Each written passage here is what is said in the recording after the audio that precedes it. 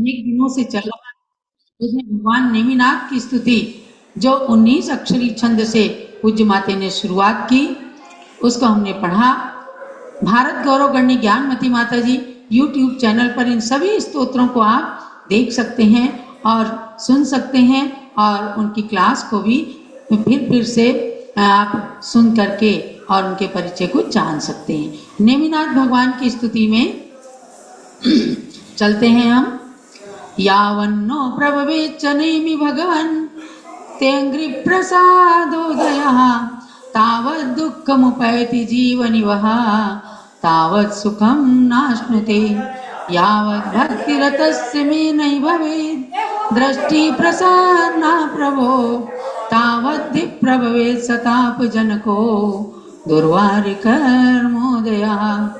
गुण सिंधो जनका समुद्र विजयो द्वारावती शासकः शिवदेव्यां भगवान् अवाप शिवदं गर्भागमं मंगलम् सुरवृन्दैरविपूजितौ च पितरौ षष्ठांसिते कार्तिके सुरशैली जननोत्सवोस्य समभूत षष्ठांसिते श्रावणे।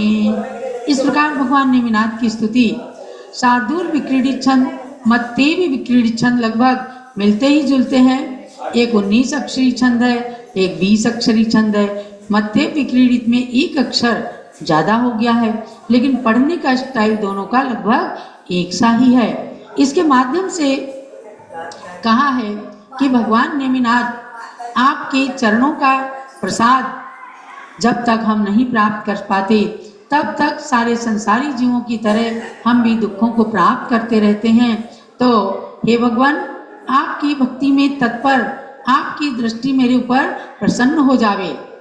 और कहीं पर भगवान नेमिनाथ का जन्म द्वारावती में, कहीं शौरीपुर में माना है। आज भी आगरा के पास शौरीपुर बटेश्वर स्थान है, जहाँ शौरीपुर के अंदर भगवान नेमिनाथ की जन्मभूमि का बहुत सुंदर मंदिर है। तो जानना ये है कि भगवान नेमिनाथ समुद्र विजय राजा के पुत्र थे।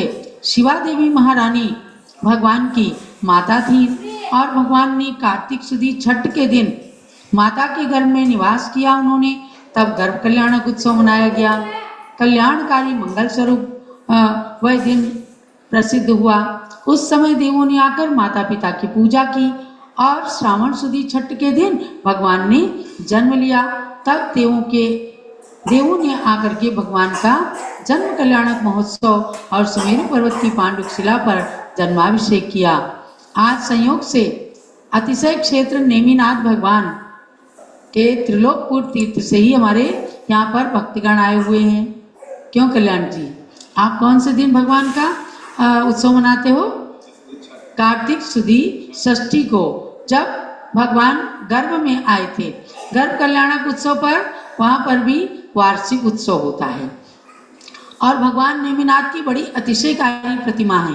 त्रिलोकपुर अतिशय क्षेत्र जो बाराबंकी शहर के निकट है, और वहाँ पर देवता भी आकर के कभी हरे हरे नारियल, हरी लौंग, इलायची ये सब चढ़ा करके जाते थे।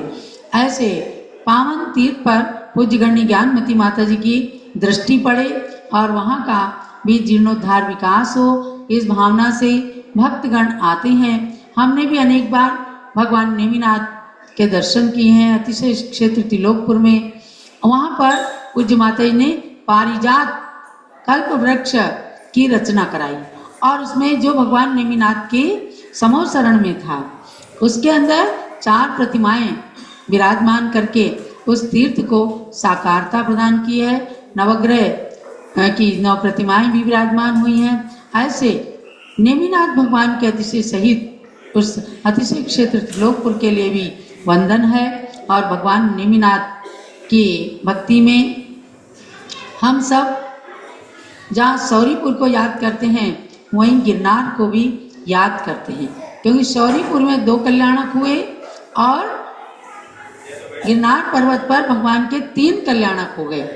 तो उन दोनों तीर्थों को, जन्म तीर्थ और निर्वाण तीर्थ को वंदन करते हुए भगवान नेमिनाथ के चरणों में कोटि कोटि नमन वंदन। जब लोग नेमिनाथ भगवान की